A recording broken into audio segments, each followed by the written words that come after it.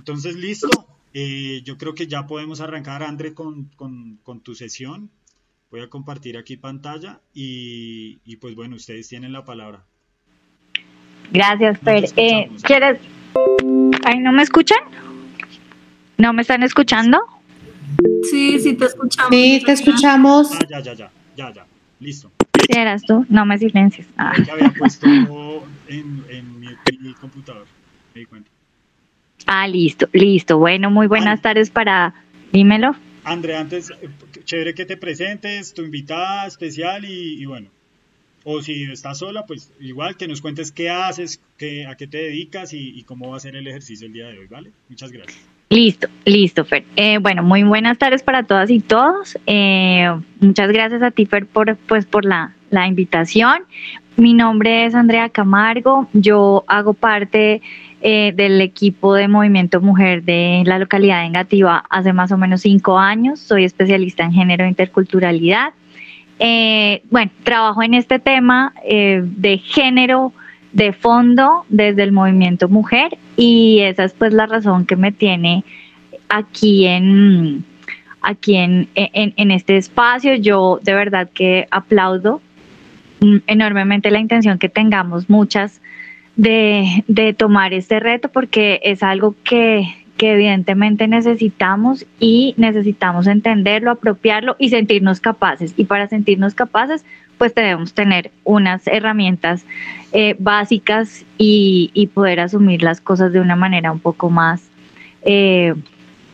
más confianza. Entonces, la idea de hoy es que exploremos por qué hablamos de equidad de género, por qué es importante que lo tengamos aquí, las que estamos y los que estamos aquí, en alguna medida tenemos alguna intención política, de ejercicio político, y es importante eso, sentirnos sujetas políticas, porque ya ya tenemos una apropiación del tema de derechos, somos sujetas de derechos que ha sido con mucho esfuerzo. Hoy escuchaba a alguien decir con mucha razón que nosotras hemos ganado mucho terreno a pulso y sin necesidad de una sola guerra, sin necesidad de un solo muerto en el camino. Esto me parece valioso.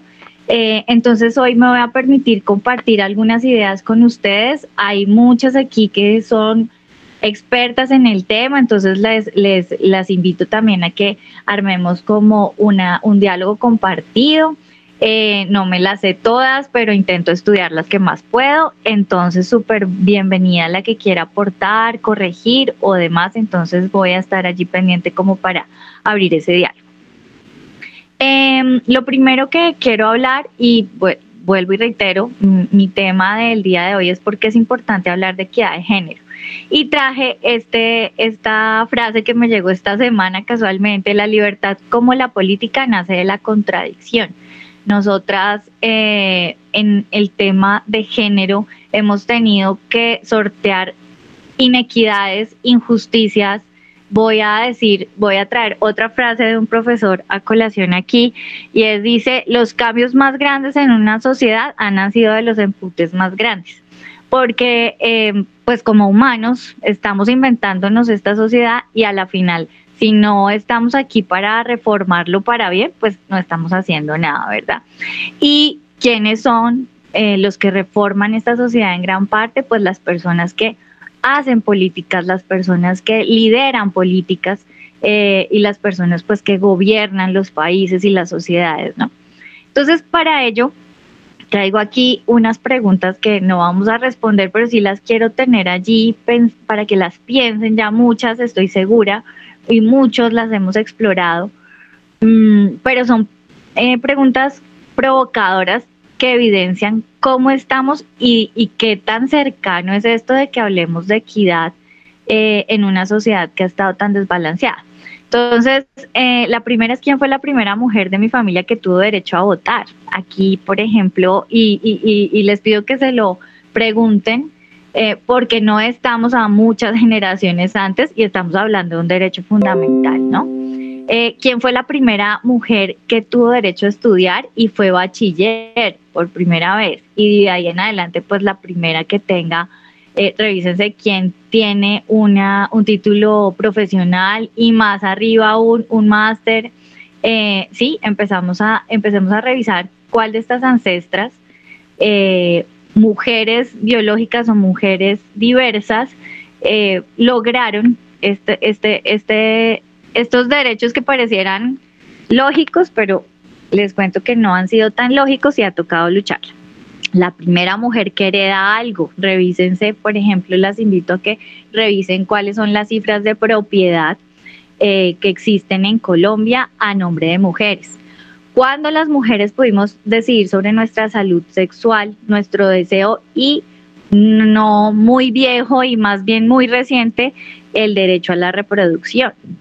¿Cuál es la primera vez que alguien de su familia se declara diverso o diversa de manera abierta y tranquila? Cuando las personas que nacieron diversas empezamos a hablar de nuestra propia diversidad en el derecho a ser que tenemos como sociedad. La siguiente, Fer, por favor. Entonces, en esta dinámica, en el mundo se ha hablado precisamente de cómo tenemos que seguir construyendo nuestra sociedad y cómo vamos echando para adelante, porque todo el tema social tiene que ir evolucionando y tenemos que ir cerrando brechas. Conocemos de ciento la historia que hemos tenido, la historia violenta, la historia de inigualdad, la historia de pobreza, de hambre, que no es que hayan cambiado un montón, pero hemos avanzado en algunas cosas. Y quisiera que tuvieran en cuenta aquí que en el mundo se habla de este tema. Este no es un tema de las chicas feministas del barrio La Fraguita en Negativa. No, esto es un tema del cual se habla en el mundo. Y les decía que ha sido un movimiento que ha venido trabajando con fuerza, pero con bases académicas, pero también charlando, llegando a acuerdos. Y en estos acuerdos, en todos los acuerdos que les voy a nombrar hoy, hablamos del tema mujer. Hay una convención que es como una de las primeras, no es la primera porque convenciones no oficiales tuvimos muchas antes del 94, 1994, Convención Belén do Pará. Es una convención cuya conclusión traza los lineamientos para la erradicación de la violencia contra la mujer. Es la base fundamental de nuestra ley 1257 activa hoy en Bogotá, en Colombia, que protege pues el tema de género con violencias específicas hacia género y específicas hacia género que se represente o haya nacido como mujer. La segunda es la convención de CEDAW. Todas estas convenciones yo las voy a dejar por allí en la caja de herramientas que tiene Ferman para que podamos de pronto echarles una ojeadita por pura curiosidad. Es importante saber qué es lo que nos rige en el mundo o de dónde sacamos los lineamientos para todo el tema de políticas públicas con equidad de género. La CEDAW es un comité que tiene como fundamento la eliminación de la discriminación contra la mujer. Volvemos a hablar aquí del tema de género. Entonces, mujer que nace mujer, mujeres que tenemos de nacimiento este sexo, pero también mujeres que se crean mujeres. Simone de Beauvoir decía, una mujer no solo nace, sino que llega a serlo, ¿cierto? Entonces, las mujeres trans y las mujeres diversas también hace parte de todo este grupo de lo que se considera femenino, ¿cierto? Entonces es importante que lo tengamos allí en cuenta. Luego viene la Convención de Beijing, que es una plataforma que inició en el 95, donde la ONU, quien la regula, nos consagra que todas las mujeres y las niñas pueden ejercer sus libertades y opciones y hacer realidad todos sus sueños. Imagínense que nosotros sufrimos de barreras sistemáticas tan fuertes que nuestros sueños no hacen parte muchas veces de nuestras realidades, precisamente porque no hay la libertad de derechos que gozan en muchos otros sectores.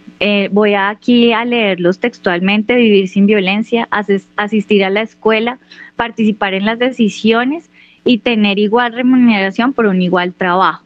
Estas son cosas que parecen básicas y parecieran que, es decir, que deberían estar por ende, pero no pasa así y es nuestra realidad en el mundo. Ya en el 2015 estamos hablando de una reunión a la cual asistieron comisiones de todo el mundo. Yo creo que todos todos y todas la hemos escuchado, y se aprueba la Agenda 2030 sobre Desarrollo Sostenible, que es, y lo voy a leer literal porque me parece maravilloso, una oportunidad para que los países y sus sociedades emprendan un nuevo camino con el que mejoren la vida de todos sin dejar a nadie atrás. Esta agenda tiene 17 objetivos y voy a citar el que más nos concierne, y es que la igualdad de género no solo es un derecho humano fundamental, sino que es uno de los fundamentos esenciales para construir un mundo pacífico, próspero y sostenible. Entonces, a nivel mundo nos estamos pensando de cómo realmente tenemos que empezar a construir las sociedades. Vuelvo, insisto, les traigo a colación este marco porque es de donde salimos todos en políticas públicas. Hay 4 objetivos específicos que nos tocan como género, y es el número 1, que habla del fin de la pobreza. No es para nadie un secreto que la feminización de la pobreza es una de las barreras más grandes que tenemos como sector a nivel mundo. Las mujeres son pobres por ser pobres o por reconocerse pobres. Por reconocerse mujeres, perdón. El objetivo número 5, que habla de igualdad de género. El 8, trabajo decente y crecimiento económico, que lógicamente tiene que ver con el sector. Objetivo 10, reducción de desigualdades. Sigue a la siguiente, Fer. Todo esto, esta información está en internet, igual la vamos a dejar en la caja de herramientas. Como les digo, es importante que sepamos cuál es el marco en el que nos movemos mundialmente. Aquí hay 2 escenarios, de hecho voy a traer varios escenarios porque pareciera, vuelvo, insisto, que es muy lejano, pero resulta que no, es una realidad que vivimos hoy, aquí, ahora, ya. Las mujeres siguen estando infrarrepresentadas en todos los niveles de liderazgo político. Hablamos nomás con Ferman, lo veíamos en la primera sesión, en el último congreso estábamos representadas por el 29.8% y no todas las mujeres tienen enfoque de género. 1 de cada 5 mujeres y niñas entre 15 y 49 años afirma haber sufrido violencia sexual o física a manos de una pareja íntima en un periodo de 12 meses. Entonces, 1 de cada 5 de las que denuncian. En el 2010, las personas transgeneristas experimentaron más detenciones con un 40% sin que existiera un debido proceso asociado con efectuar detecciones con origen judicial ni lectura del acta de derechos, y para cerca del 30% de estas personas se produjo uso de violencia. Entonces, revisémonos, que son panoramas bien fuertes. Si quieres, pasa a la siguiente, que hay unos datos como más específicos.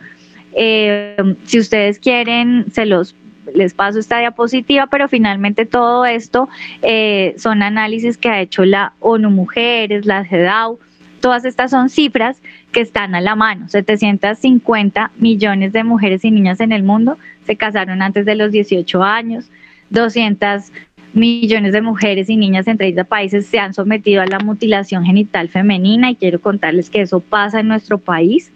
7 países de la ONU penan con la muerte actos homosexuales consensuados, y lo supimos pues por el último Mundial de Qatar. No sé si vieron.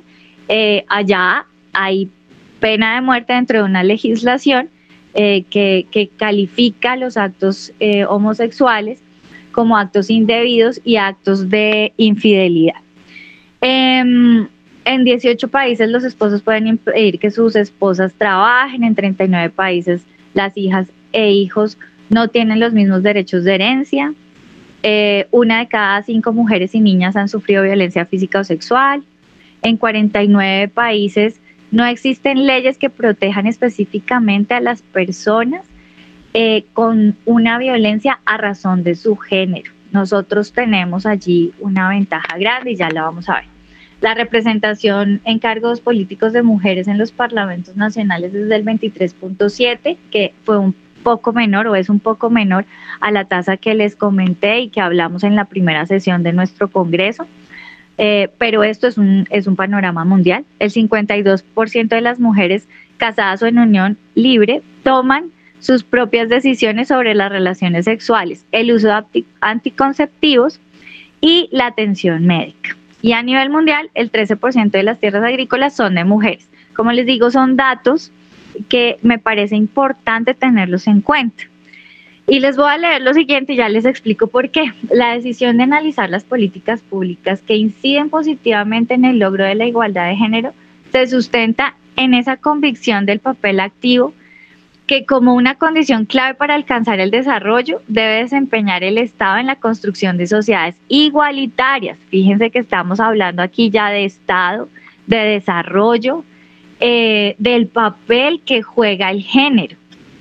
En este contexto, las políticas públicas son una herramienta fundamental para impulsar las transformaciones hacia mayores niveles de justicia, además de expresar la decisión política de los gobiernos de avanzar en la solución de los problemas de desigualdad que afectan a las personas a razón de su género. Esto viene de la CEPAL. Entonces, fíjense que hablamos de Estado, de políticas públicas, de justicia, ¿cierto? Es que es la clave. Estamos hablando de derechos humanos, garantizar los derechos humanos en contextos de plena igualdad. Nosotros no estamos hablando de cosas súper elaboradas, no, estamos hablando de derechos fundamentales, ¿cierto? Que son violados y ya les mostré un montón de porcentajes de cosas que en mi caso, en mi posición de privilegio, yo no he sido mutilada, no he sido violada, ¿cierto? Pero le pasan a una par mía aquí al lado. Tenemos mujeres en veras en esta ciudad viviendo condiciones fuertes. Voy a seguir a la siguiente diapositiva. Yo no sé tú dónde estás, pero yo me perdí. No, la siguiente. Por favor, esa. No, la siguiente. ¿Qué son acciones positivas? ¿La que sigue? Ay, espérame que estoy a ver. ¿Dónde está más de 100 países han tomado medidas? Ahí estamos. Entonces, cuando ya empezamos a hablar de justicia, de derechos humanos, del papel del Estado construyendo una sociedad más equitativa y más igualitaria, podemos empezar a entender el por qué estamos hablando hoy de equidad, ¿cierto? Porque es un tema de justicia social, no es más. Entonces, aquí les traigo cinco como resultados positivos de lo que ha sido en el mundo. Vuelvo y digo, estamos hablando del mundo, aplicando todo este tema del concepto de igualdad a razón de género. Entonces, más de 100 países han tomado medidas para hacer seguimiento de asignaciones presupuestarias para la igualdad de género. En 46 países, las mujeres ocupan más del 30% de los escaños en el Parlamento Nacional o al menos una cámara. Estos son cifras mundiales, como les decía, vamos variándolo, pero pasamos de un 0% porque al principio ni siquiera teníamos derecho a hacer participación política y vamos avanzando a muy lento paso. En Asia Meridional, el riesgo de que una niña tenga que casarse en la infancia ha disminuido más o menos el 40% desde el año 2000. Esto es justicia social. Las tasas de niñas entre 15 y 19 años sometidas a la mutilación genital femenina en los 30 países donde se concentra la práctica ha bajado de una de cada dos niñas a una de cada tres, es decir, de 50 a un 30%, desde el 2000 hasta el 2017. Entonces, y a hoy se sigue hablando del tema, las mujeres indígenas siguen luchando hacia adentro de sus cabildos por los derechos fundamentales, porque a ellas las atraviesa adicional el tema de la ancestralidad y la autonomía que tienen el tema de las comunidades indígenas. Siguen siendo violados sus derechos, pero ya tienen herramientas para empezar a hablar. Las personas diversas tienen garantías legales para el ejercicio de sus derechos en contextos de igualdad. Es claro que hemos ido avanzando en el derecho a ser, en el derecho a sentir, a soñar, porque la sociedad tiene que avanzar para todos. Vuelvo y lo repito y lo recalco de la diapositiva que estaba anteriormente, sin dejar a nadie atrás. Entonces, en este punto, yo me pregunto, ¿para qué nos sirve todo esto, cierto? ¿Para quién? ¿Por qué hablamos del tema? Y es que resulta que hay un tema que a veces no dimensionamos cuando hacemos política, y es para quién hacemos esas políticas públicas, ¿cierto? Listo, las políticas públicas, yo en un caso hipotético me voy a lanzar a concejal de Bogotá, no sé, o a edilesa de la localidad mía, en Gatío. ¿Para quién voy a lanzarme? ¿Cuál va a ser mi bandera allí? Pero ¿cuál va a ser el conocimiento de fondo que yo tengo, cierto? Porque entonces no vamos en una carrera loca a conseguir votos por donde sea, que es importante, pero no es lo fundamental, sino es también devolverme para quién voy a hacer este ejercicio político. Y entonces empezamos a ver cifras. Yo soy amante de las cifras. El 51.2% de la población mundial son mujeres, nacidas mujeres o convertidas en mujeres. En el 2021, el 43.1%, y escúchenme bien esta cifra, y les regalo estas cifras porque las pueden aterrizar en cada uno de sus territorios y son fundamentales.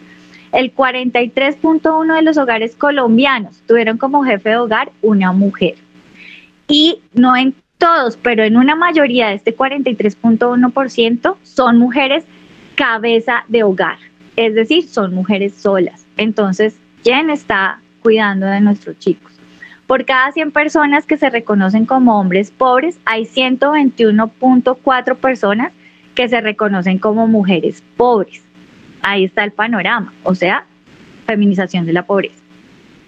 En representación política, esta cifra me gusta mucho, las mujeres tienen un 29.33 de las curules en el Congreso, que es muy poco, teniendo una representación del 51.2% de la población, ¿no?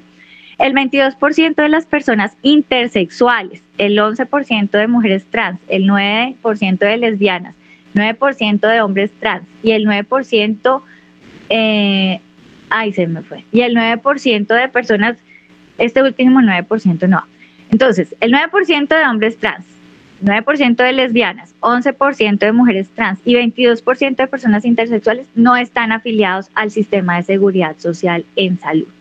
Y el 97% de las personas en sectores LGTBIQ+, no cotizan al sistema de seguridad social en pensiones. Yo creo que estas cifras tienen que decirnos algo que tenga que ver con justicia social y adicional con cómo tenemos que enfocar las políticas públicas, hacia dónde tenemos que irnos, porque claro, es importante revisar el transporte en Bogotá, pero también cómo se están moviendo las violencias dentro de ese transporte, ¿cierto? Entonces, son cifras que pueden empezar a usar para transversalizar todas las banderas que ustedes tengan, y en final yo le voy a cambiar ese nombre de bandera a la misión. Entonces, ¿con qué misión voy a hacer yo una representación política y con qué criterios de fondo voy a empezar a incidir desde donde yo pueda incidir, ¿cierto? Si es en mi familia, pero también si es en el conjunto donde vivo, pero si es en la Junta de Acción Comunal,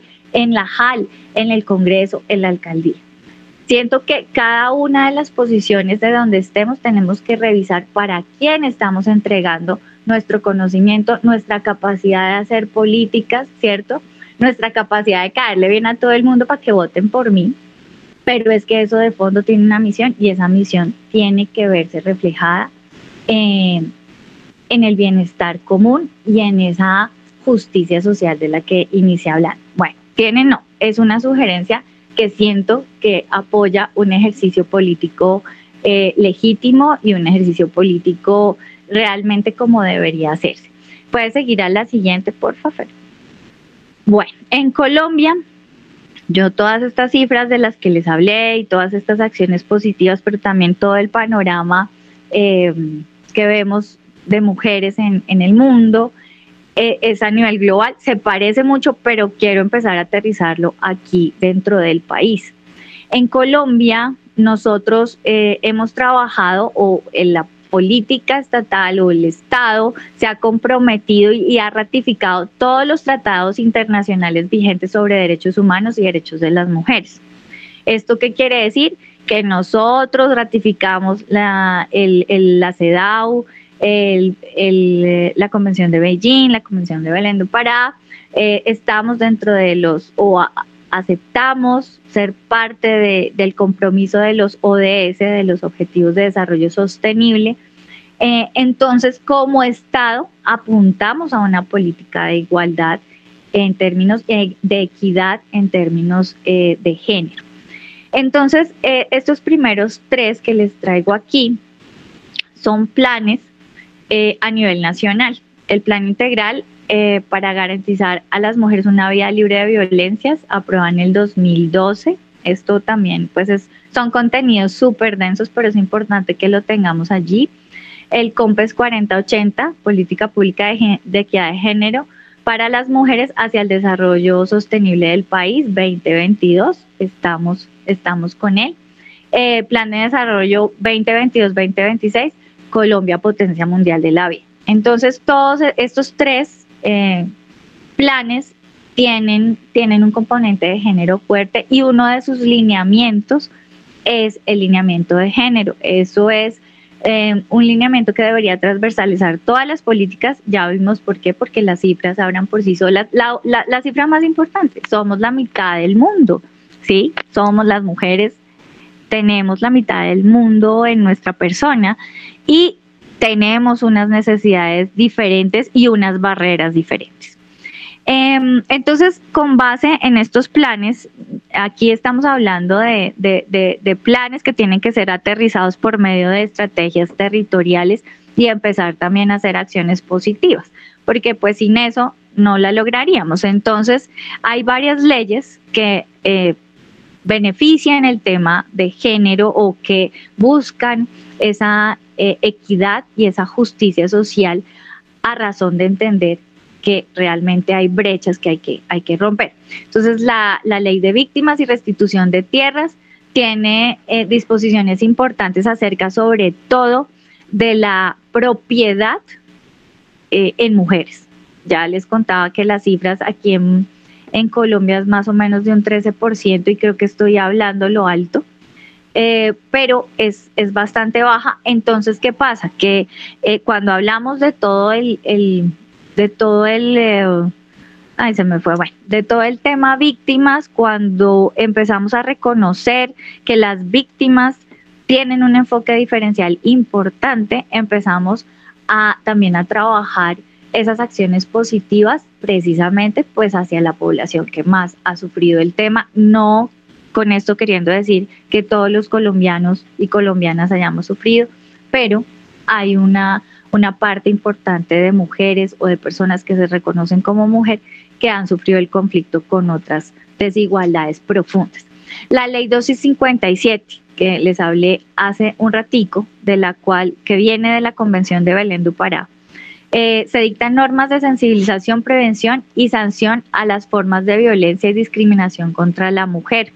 Esta ley 1257 es nuestra bandera, está en construcción, hay varios temas que tienen que ahondarse, pero es un camino para la eliminación de violencias y la obligatoriedad que tiene el Estado con el sector mujer para evitar que sigan pasando feminicidios, violencia psicológica, violencia económica, violencia sexual y la física, que es la de lesiones personales y feminicidios, y permite que las penas sean aumentadas cuando son delitos a razón de género. Entonces, todo esto buscando precisamente que las mujeres en su autonomía física, económica, puedan romper barreras que vienen sistemáticas y que hemos tenido.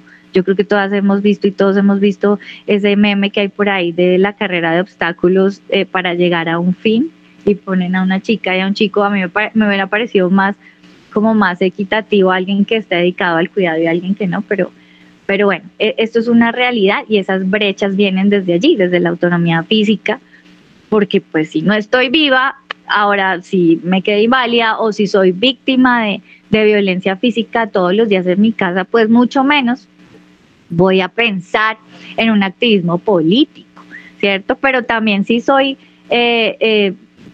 cabeza de hogar, si trabajo 8 horas al día, si tengo a mi cuidado mis chicos y también de pronto mi tío que está en condición de discapacidad, pues imagínense a qué hora hago yo un ejercicio político. Entonces, el ejercicio político se convierte en un privilegio. Desde aquí, todas estas leyes empiezan a apoyar el tema de cerrar brechas. La ley 1475 del 2011, que apunta al tema político, las listas donde se elijan 5 más curules para corporaciones de elección popular a las que se sometieron consulta, exceptuando su resultado, deberán conformarse por un mínimo 30% de uno de los géneros. Esta es controversial porque las mujeres en su agenda nacional, local y distrital estamos apuntando a una paridad del 50%, pero vamos trabajándolo. Esta ley ya por lo menos emite la obligatoriedad de un 30% de representación de mujeres. En el 2013, las parejas del mismo sexo quedan facultadas para formalizar y solemnizar su unión mediante un vínculo contractual. Este tema es polémico porque todavía vivimos en una sociedad con una cantidad de taras que no permite, si tú no eres igual a mí, entonces no tienes los mismos derechos. Y pasaba que las parejas diversas perdían esa posibilidad de compartir derechos que nosotros o que las parejas heterosexuales tienen, por ejemplo, con respecto a las herencias, a las propiedades, a la adopción de los chicos de mi pareja sentimental, ¿cierto? Aquí esta sentencia permite por primera vez o legaliza, pues, o protocoliza el tema de la unión marital. De hecho, esa unión tiene un nombre en jurisprudencia y Dios dame iluminación, se llama proyecto de vida conjunto. Legalmente, así se llama. Nosotros, cuando nos casamos con una pareja heterosexual, se llama matrimonio. Si no nos casamos pero vivimos, se llama unión marital. De hecho, cuando hay una unión entre parejas del mismo sexo, se llama proyecto de vida conjunto, porque fue un acuerdo al que tuvo que llegar la sociedad. El tema católico pues todavía no lo permite, no hay un matrimonio con un cura por el matrimonio católico, que es el más común, ni por otras religiones. Entonces, esta figura legal es la que les permite tener los mismos derechos y deberes que todas las parejas, y como debería ser. La ley 17 de 19, donde se adoptan medidas para garantizar el acceso a la justicia el acceso a la justicia de las víctimas de violencia sexual, en especial violencia sexual con ocasión del conflicto armado. Como les comentaba, cuando empezamos a hablar de género, cuando transversalizamos acuerdos de paz, proyectos, políticas públicas, sistema, con el tema de género empezamos a hablar de que nadie se nos va quedando atrás. Entonces, las víctimas de violencia sexual en el marco del conflicto armado tienen unas particularidades precisas, y aquí estamos acogiendo para que nadie se nos quede atrás. La sentencia C055, yo les traigo acá, esto no quiere decir que quiera polemizar sobre quién está de acuerdo y quién no, pero la traigo aquí porque es realidad. La sentencia C055 del 2022 despenaliza en Colombia la interrupción del embarazo sin restricciones hasta la semana 24 de gestación. También sé que lo han escuchado, fue un tema mediático, y esta sentencia en particular siento que tiene todo el enfoque de género y va hacia una justicia social plena. Había un debate de por qué la semana 24, y pues ya este tema es difícil de abordar porque bueno, está el movimiento pro vida y entonces se estigmatiza a la mujer que ha sufrido alguna violencia, pero también que decide o que tiene en este momento la posibilidad de decidir sobre su cuerpo, y luego dicen, no, pero es que la semana 24, pues resulta que tenemos mujeres rurales, mujeres en resguardos indígenas que duran días enteros para llegar a una sitio de salud. Jimena, ¿quieres decir algo? Sí, aquí. Disculpa. O se te ok, tranquilo. Disculpa un segundo, que es que se me activó. No te preocupes. No te preocupes. No las había leído hoy. Listo. Les estaba contando que, la semana 24 pues permite que estas mujeres que están en la ruralidad, que tienen temas económicos, que tienen tienen muchas más barreras que nosotras las citadinas que tenemos los centros de salud aquí por todo lado, pues podamos acceder también a ese derecho de decidir sobre una maternidad consensuada, que siento que es lo importante y lo interesante, y nos pone sobre la mesa como sociedad.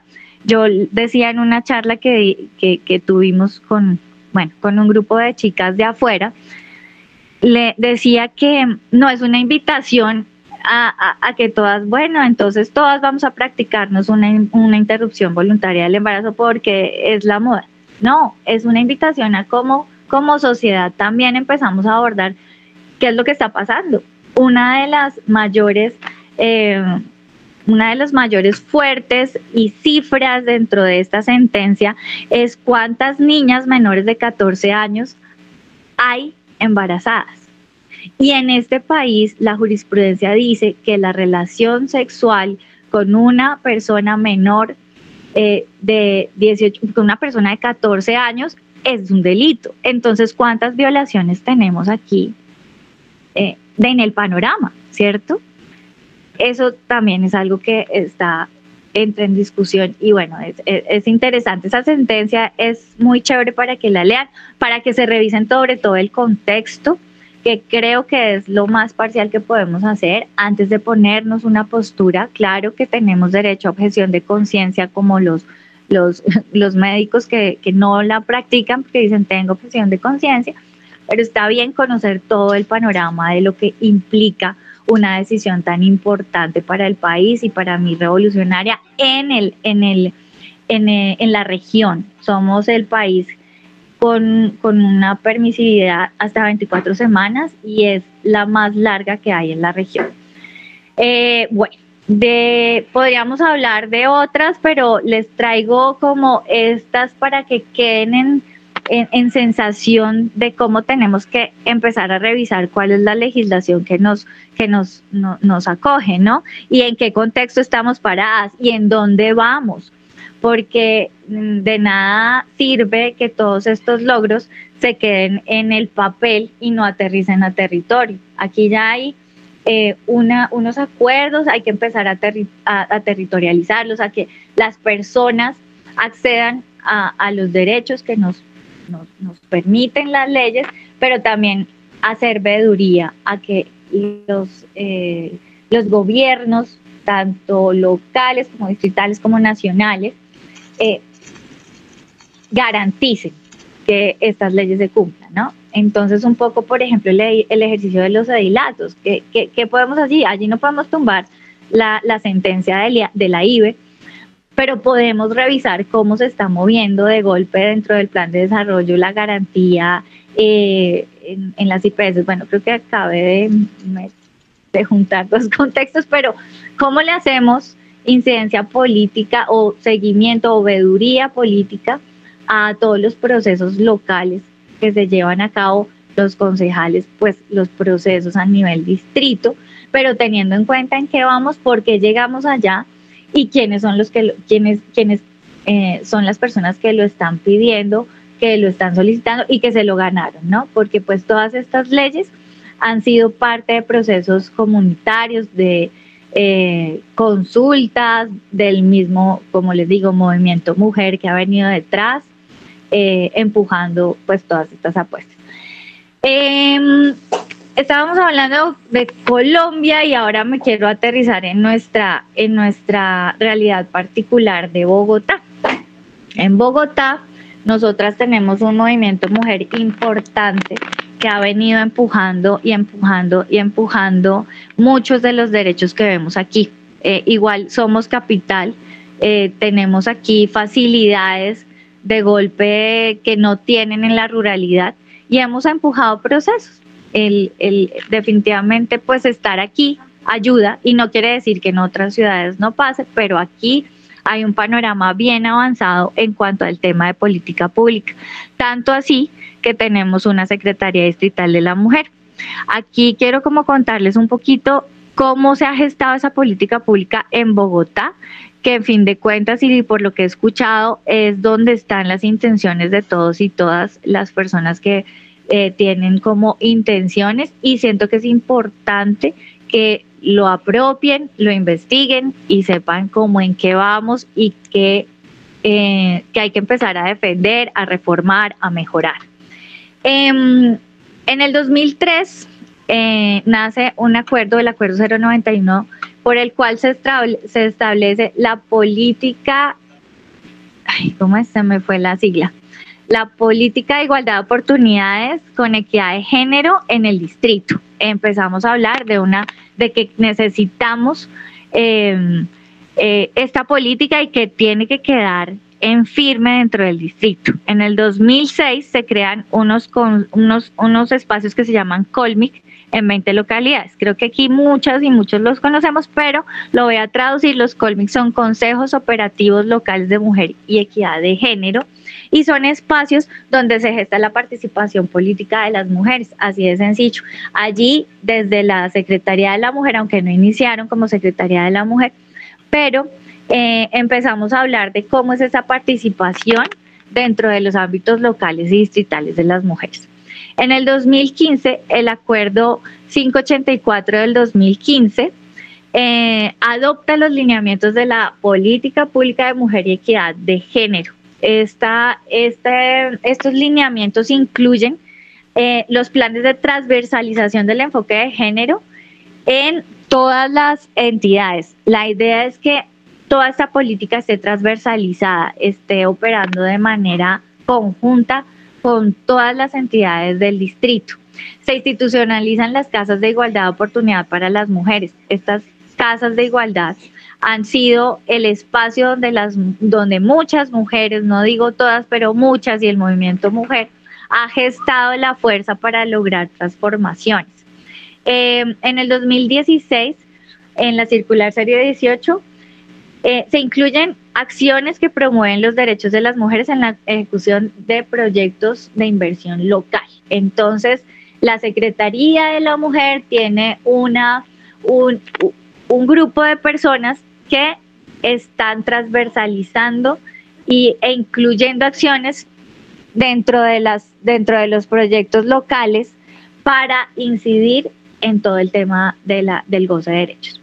El 2020, el COMPES 2020, que es el que nos rige ahorita y es el que actualiza la Política Pública de Mujer y Equidad de Género del 2015, va andando hasta el 2030, lo está ya realizado, ya está aprobado, también es un documento bastante robusto, pero ¿qué hay en este documento? Básicamente los lineamientos de cómo Bogotá va a invertir sus recursos hacia el tema de género. Cómo va a garantizar, hay 11 objetivos, el tema de participación política, autonomía física, como les decía yo, autonomía económica, cambio de imaginarios, educación con equidad de género. Bueno, son varios lineamientos que van a llevar a Bogotá o que van a seguir llevando a Bogotá a un goce igualitario de derechos sin importar el género de donde estemos parados, pero entendiendo que cuando soy de género femenino o me reconozco como género femenino, perdón un momentico.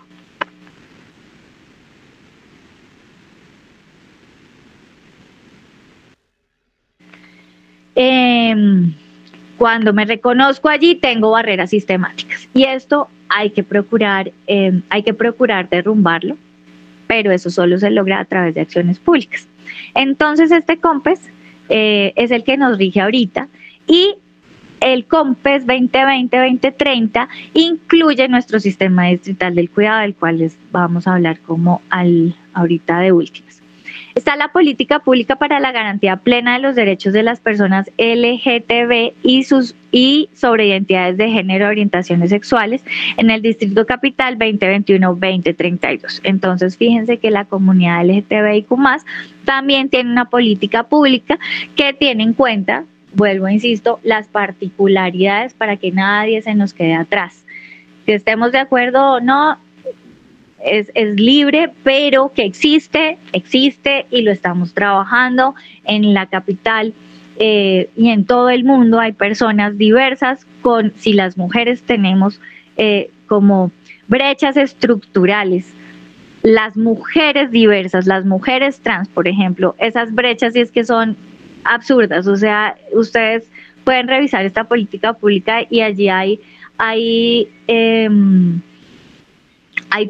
números que hablan de cómo el trabajo sexual pago, por ejemplo, y la explotación sexual de personas es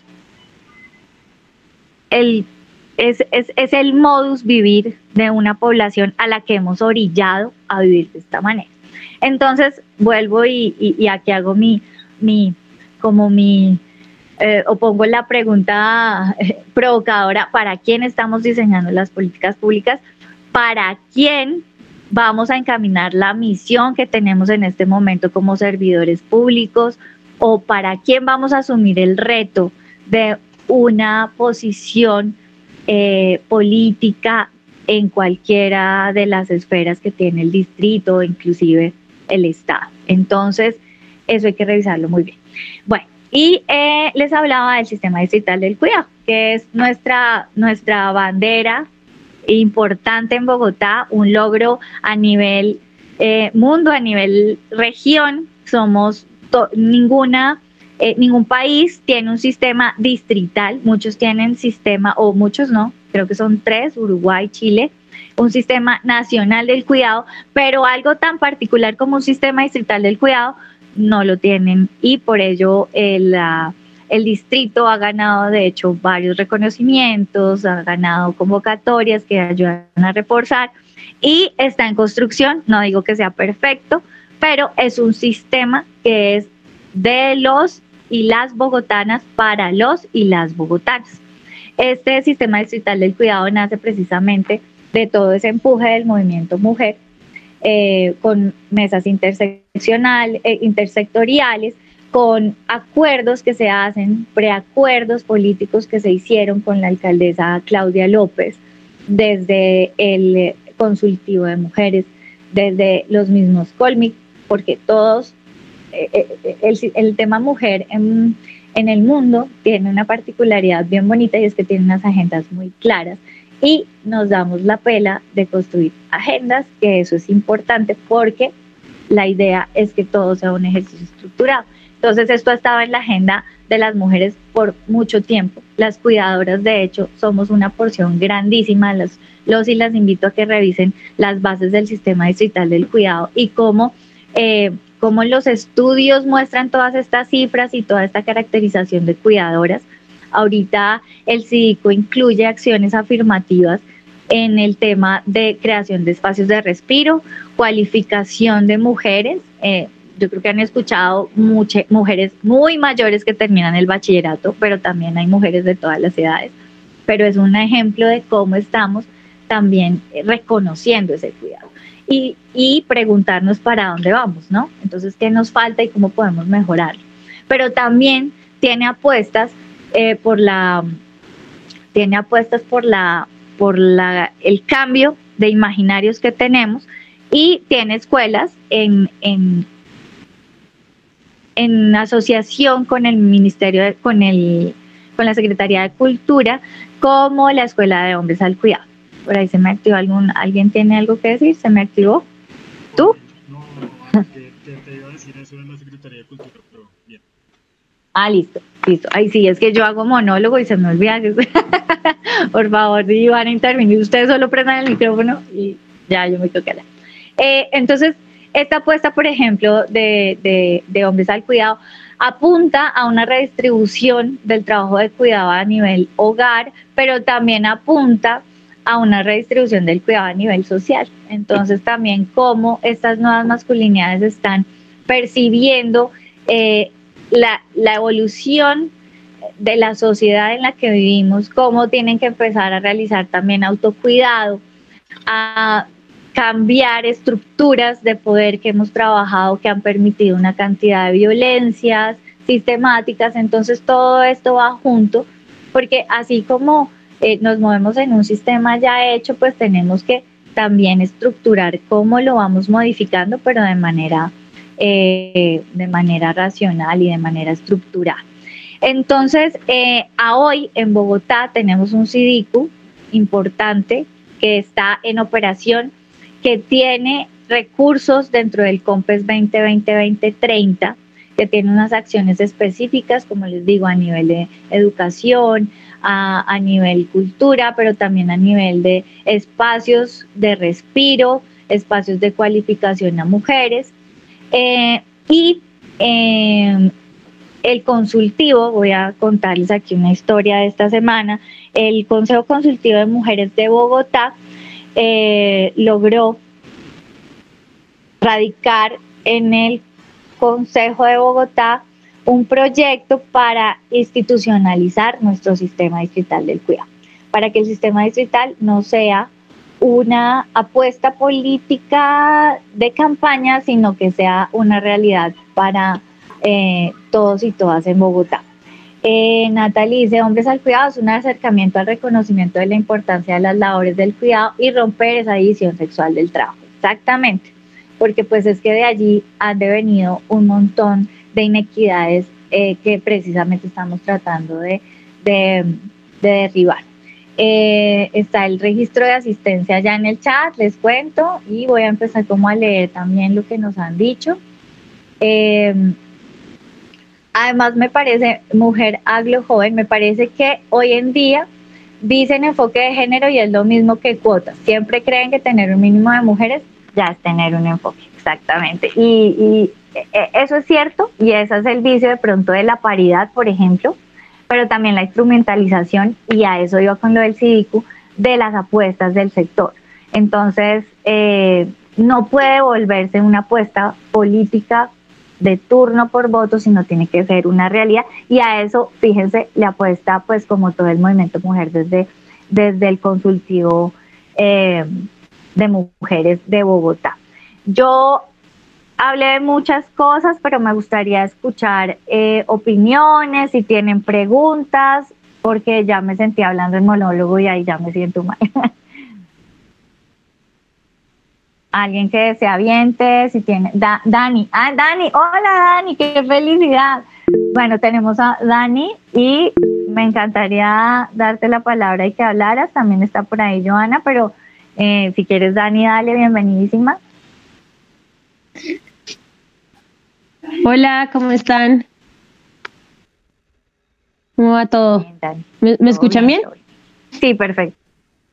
No, pues a mí me gustaría escuchar como estas apreciaciones, también que si bien el panorama que presentó Andrea es a nivel Colombia y un poco en Bogotá, si hay alguna política pública o algún proyecto que ustedes vean en sus territorios que quizás nos gustaría contar en este espacio como para dialogar, sería muy interesante. Joana, que tiene Kelly, que tiene la mano levantada.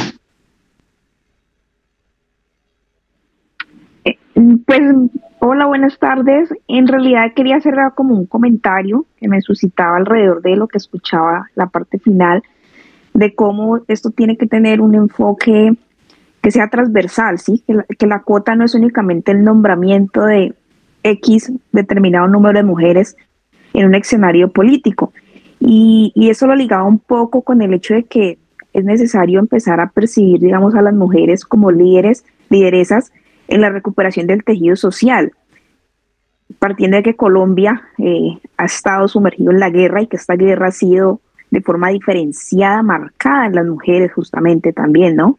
Entonces tenemos como esa doble llave donde está bien el reconocimiento en escenarios administrativos, roles de liderazgo políticos, pero también es reconocer cómo esto, sin ser su propósito, puede reforzar ese patriarcado, ese estilo de vida del patriarcado que está marcado por la violencia, por la indiferencia, por la inequidad, y que entonces nos pone en la balanza como estos dos escenarios, y que es un reto en este año electoral poder jugar un poco con no perder el sujeto y el agente político, pero no olvidar que también somos agentes, como mujeres, agentes en un proceso de transformación y de cambio constante. Entonces creo que ahí está el reto de poder tener como en el escenario estos dos momentos de la vida política y de liderazgo en diferentes escenarios.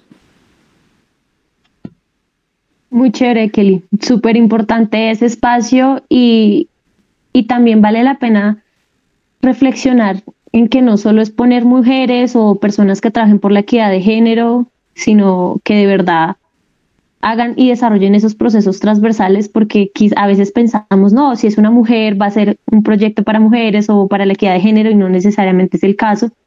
Y es como nos volvemos agentes de cambio en estos procesos, y sería maravilloso verlas a todas ustedes en estos espacios de tomas de decisiones, generando estos proyectos para la equidad de género. Creo que alguien alzó la mano, pero ya no la veo. Joana Espitia era la que estaba solicitando la palabra. Ah, Joana. Gracias, buenas tardes para todos y para todas. Pues no, lo que yo quería era hacer como un comentario que de pronto puede nutrir como, pues no sé, las posibles propuestas o los planes de trabajo que de pronto se quieran implementar para estos escenarios.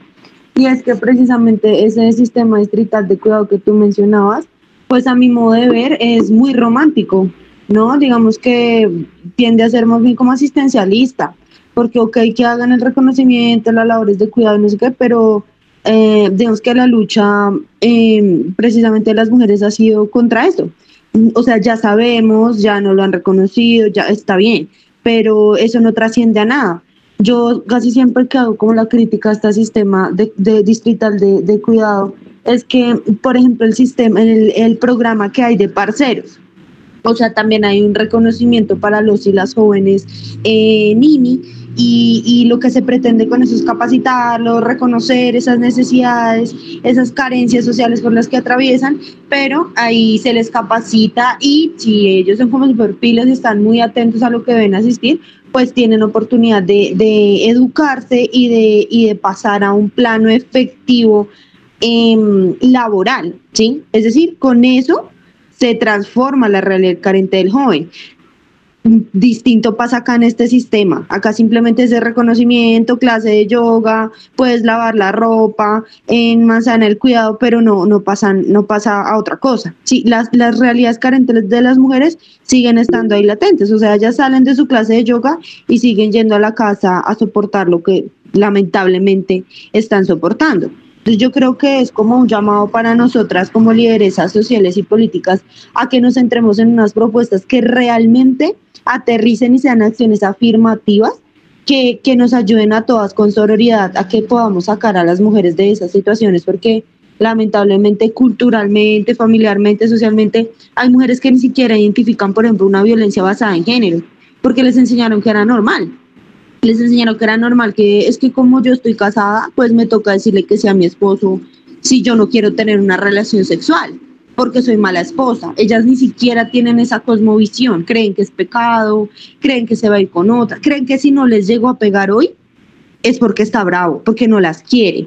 Entonces está en nosotras poder como fortalecer eso y no seguir como en ese círculo vicioso que lamentablemente la institucionalidad pues también como que nos ha dado como ese parlazo y no pasa nada de fondo realmente. Sí, yo quisiera decirte ahí, Joana, que estoy totalmente de acuerdo contigo y con la compañera que nos antecedió, pero fíjense la importancia de entenderlo, ¿no? Porque llevamos, yo no sé, las que de pronto han estudiado el tema, sabrán que desde el 2014, por allá se hizo una encuesta del uso del tiempo libre y allí dijeron, no, sí, hay cuidadoras, pero es que estamos en el 2023 y hablamos del 2014 y a hoy no había una acción positiva que no fuera la encuesta del uso del tiempo, ¿sí? A punta de pelea, las jurisprudentes se han dado la pela, por ejemplo, me voy a salir del sistema, pero se han dado la pela de decir, bueno, es que mire, esta encuesta, listo, está muy bonita, pero ¿para qué me sirve? Para decir que esta mujer realmente invirtió su tiempo en cuidar, ¿cierto? Y ahora hay sentencias a partir del 2000, y me van a odiar si me equivoco, 2016, pero les debo el dato, donde yo me separo, pero tengo derecho a decir, vea, yo cuidé, a mí háganme el favor y me retribuyen. Y entonces puedo alegar por pensiones, ¿cierto? Por una retribución real, justicia social. En España ya lo hicieron y en muchos otros países. Pero entonces, fíjate, Joana, la importancia de hablar del tema y la importancia de lo que tú misma dices. Entonces, ¿cómo me lo apropio? ¿Sí? Y cómo lo mejoro, porque es que está ahí, es latente, y para estas mujeres o para estas personas también tengo que gobernar.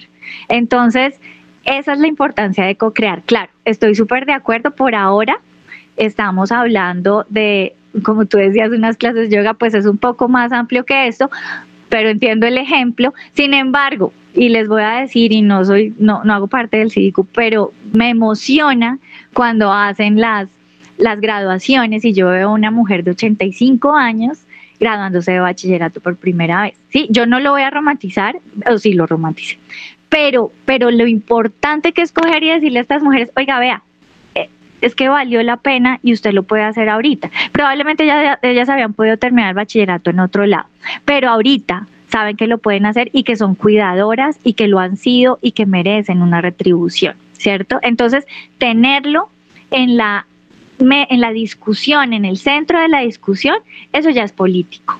Y tener el CIDICU ha sido acto político. Y mejorarlo, entonces es lo que viene. Porque también radicar en el Congreso una solicitud de decirles, vea, señor, en el Consejo, una solicitud de que sea institución, también es un acto político afirmativo. Y tenemos que seguir en los actos políticos. Natalie, no, si quieres... Toma la palabra. Maritza tenía la mano levantada. Maritza, eso, ayúdenme porque no veo. Primero Maritza y luego Natalie.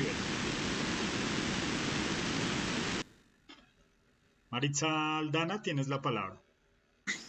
Aló, sí, ¿me escuchan? Sí. Ya te escuchamos.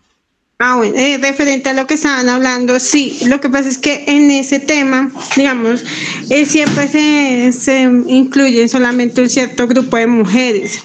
Eso es otro de los temas que también hay controversia, porque la realidad, pues, de este país debería haber más, digamos, divulgación de la información, del cuidado hacia la mujer, porque es que hay muchos grupos de mujeres, tanto, como decía la anterior compañera, no solamente las personas que van al curso de yoga, están las mujeres, digamos, las que están asistiendo a los centros penitenciarios, que son las mujeres acompañantes de esa clase de personas. Ellas también todo el tiempo están vulneradas, entonces son cosas de que sí deberíamos apropiarnos nosotros como género, y pues ya que como mujeres que somos y pues que queremos de verdad que trabajar para la comunidad, sí debería haber una ley, no sé, algo que también ayude a esas señoras, porque realmente ellas también merecen que pues sean escuchadas, como las personas que van a los hospitales, como las personas que tienen algún tema mental y que tienen sus hijos, sus hijas, bueno, todo eso. No solamente un grupo de mujeres que están al tanto de que, digamos, la persona que está haciendo política va a los barrios solamente a escuchar a las mujeres, qué emprendimiento tienen, y hay una serie de sectores de mujeres que también necesitan ayuda, porque ellas también en ese momento pues necesitan esa clase de colaboración y no han sido escuchadas, y las que, digamos, en este momento Puente Aranda por lo menos tiene una casa de justicia, apenas ni siquiera tiene las manzanas de cuidado. Entonces sí sería importante fijarnos en todas esas cosas que es importante para la sociedad. Gracias. Dale, Maritza, gracias a ti.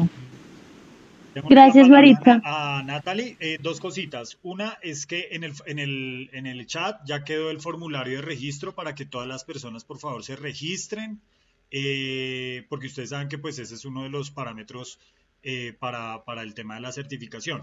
Y lo segundo es que, André, ya como se nos está acabando el tiempo, entonces para que avances, le damos la palabra a, creo que Kelly es la que nos falta, y avanzamos. O Andrea, no recuerdo quién... No, yo ya intervine. Gracias. Okay.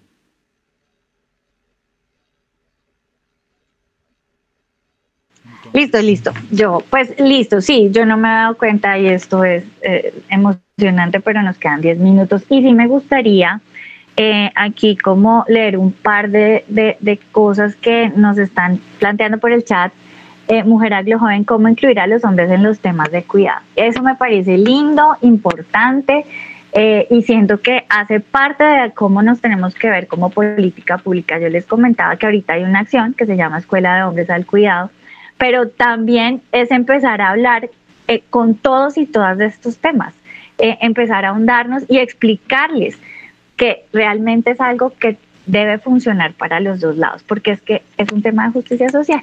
Entonces, que ellos empiecen a acercar a la escuela, a mí me parece ya revolucionario y es lo primero que hay que hacer. En el Consejo de Bogotá hace como unas 4 semanas hubo la banda de Hombres al Cuidado se acercó y ellos hicieron como, yo no sé cómo llamarle, pero se llamaba Traidores del Patriarcado, y empezaron a hablar de cómo estas políticas también tienen que ver con ellos y en cómo también su autocuidado hace parte de ese cuidado que tenemos que ver como sociedad. Entonces te respondería que es por ahí y por todo lado donde se nos ocurra. Yo siento que si ya tenemos la pregunta provocadora, pues entonces ¿qué vamos a hacer nosotras desde nuestro propio accionar y nosotros desde nuestro propio accionar para que esto siga fluyendo? Aquí Lady Joana nos dice que es madre cabeza de familia, y lo voy a leer literal como para darte voz. De acuerdo totalmente con Joana, yo soy madre cabeza de familia y pese a que soy profesional, puedo decir de primera mano que las oportunidades laborales no son iguales que las mujeres que no son cuidadoras y obviamente los hombres. En eso también se ven las brechas de género. Entonces allí, vuelvo, insisto, ¿para quiénes estamos gobernando? Y por qué es importante que las que empecemos a entender el discurso, tengamos el discurso claro. ¿Qué pasaría si el sistema sigue evolucionando? Y entonces ahorita, claro, está con las primeras personas que fueron tal vez nuestras ancestras abuelas que están terminando bachillerato, pero ¿qué acciones se nos ocurren para las mujeres profesionales que dejamos nuestra carrera, nuestro estudio por cuidar? Porque somos muchas también, ¿sí? Pero muchas también emprendimos o somos ¿cómo se dice?, empresarias de éxito en las localidades, pero entonces también cómo este CIDICO empieza a alimentarme. La idea es que ninguna y ninguno se quede atrás. Hay otro tema de Natalie, y dice, siento que la entidad de cuidado y reconocer las labores es el primer paso. Y aquí me gusta esto que estás diciendo, Natalie, de nosotras depende crear iniciativas que fortalezcan a las mujeres y se busque la equidad. De nosotras depende en qué bandera me pongo, qué misión me pongo, para quién voy a gobernar y cómo lo miro. Y qué de lo que hay ya hecho puedo usar a mi favor, qué puedo mejorar, ¿cierto? Creo que es la pregunta provocadora que les quiero dejar, ya quedando 6 minutos para terminar y pues en respeto del uso del tiempo. Pero siento que esto es lo que hay. Yo leí en un libro que habla sobre dejar el control, decía, acepte lo que es y haga lo que tiene que hacer, ¿cierto? Acepte lo que es y haga lo que tiene que hacer. Hay cosas que yo no puedo cambiar, pero si mi misión es venir y mejorar el CIDICO o es venir y mejorar dentro de Secretaría de Cultura un plan para nuevas masculinidades, pero si mi misión es de golpe trabajar con mi esposo que está aquí al ladito, ¿cierto? Si esa es mi misión, pues entonces también hay que hacerla de fondo. Es como lo que a mí me gustaría dejarles allí. Esto tiene un trasfondo grandísimo, el movimiento es grande, el movimiento ha sido muy hábil en tener bases sólidas académicas, estudios. Todo esto tiene fundamentos teóricos fuertes, fundamentos comunitarios y de construcción comunitaria fuerte. Y pues ahorita tenemos nuestro plan de desarrollo que por aquí arriba también lo leía. Entonces revisémoslo y seamos críticos ante el plan de desarrollo y ante las acciones que tenemos al lado y las acciones más grandes desde nuestro propio accionar. Yo creo que con eso cerraría, Fer. No sé, nos quedan 5 minuticos como para última percepción o tú cómo lo ves. Pero yo quiero agradecerles darse este espacio, a Ferman también, darte este espacio de escucharnos entre todos y analizar este tema que puede ser polémico, pero también puede ser muy lindo, pero siempre sí o sí va a apuntar a la justicia social y a eso que decían como respuesta de Reina de Belleza, quiero que la paz mundial, a una justicia social y a una sociedad que todos soñemos. Ya, con eso termino. Bueno, André, muchísimas gracias por tu participación, de verdad que de gran valor y gran aporte todo lo que nos has compartido el día de hoy, esa trazabilidad pues cronológica respecto de lo que tiene que ver con las políticas públicas para la equidad de género. Y pues a todas las participantes que están aquí presentes, muchísimas gracias por también estar ahí atentas y tan participativas con estos temas, que de verdad que cuando queremos participar, incidir en ejercicios de política, pues lo mínimo es también conocer el contexto y en el cual estamos, digamos, reglamentados para trabajar todos estos temas que de verdad son claves para el futuro de nuestro país. A todas, muchísimas gracias. Nos vemos el próximo sábado ya con la penúltima sesión prácticamente, donde vamos a estar trabajando el tema de violencia política contra la mujer. Recuerden que hay plazo esta mañana para que envíen las participantes que hacen falta al taller resuelto. Ya hoy tuvimos otra sesión donde lo resolvimos, entonces ahí les queda muy fácil, pero pues obviamente hay que evidenciar el procedimiento y ya después les enviaré yo el correo electrónico con la retroalimentación y con el archivo ya resuelto para que tengan las dos herramientas. ¿Listo? Entonces a todas muchas gracias, nos vemos el próximo sábado. Gracias, bendiciones. Gracias, Danitza. Gracias a todos. Hasta luego. Muchas gracias. Muchísimas gracias a todos. Gracias, Andreita. Gracias, Ferman. Que mi Dios los bendiga y que terminen de pasar un excelente fin de semana. Una cosita que se me olvidó decirles, bueno, ya se salieron varias, pero si alguna de ustedes quiere participar en elecciones este año, yo creo que en los próximos días inician las inscripciones en los partidos políticos. Si alguna tiene alguna inquietud o algo, me puede escribir para orientar. Inclusive el 11, el día de la certificación en el Consejo, les voy a dar información al respecto, ¿vale? Para que inclusive podamos hacer alianzas entre los distintos procesos políticos que se van a hacer. Nuestra estimada abogada tiene la palabra. Doctor Ferman, hazme un favor, escribe en el chat si alguien de la lista del consejo quiere ser parte, pero se llenaría la cuota, digamos la cuota de género que le piden a uno, y son la mayoría trans, ellos entrarían ahí, o uno como respeta eso, ¿se puede o no? No sé si Andrea esté todavía, o Danitza, si de pronto nos puede ayudar a responder. Yo no tengo conocimiento, yo no sé, pero creo que no, porque eso se basa en el sexo biológico. Realmente el tema de género, digamos, actualmente en la registraduría, inclusive el dato de la cédula está a partir del sexo biológico. Creo que ya hubo una sentencia donde se puede reconocer el tema, pero Andrea, tienes la palabra, tú eres la experta. No, para nada. De hecho, iba a decir que me parece una maravillosa pregunta porque lo que sí sé es que en la cédula ya podemos hacer el cambio. Pero entonces, como reto personal, voy a averiguar porque me parece valiosísimo el aporte para que tengamos también claro. Claro, el punto es que si nosotras estamos quedadas, imagínense el tema trans. Entonces, voy a averiguarlo, se los voy a pasar por el chat la respuesta y si alguien también la tiene, pues súper bienvenida porque me parece súper interesante. No soy tan experta, todavía me falta aprender. De acuerdo, sí, en ese dato es muy buena pregunta, de verdad que sí es interesante y pues vamos a averiguar. Yo en principio pues creo que no, pero vamos a averiguar para tener un dato certero sobre el tema, ¿vale? Entonces, gracias, un abrazo. Hasta luego, que les vaya muy bien, chao.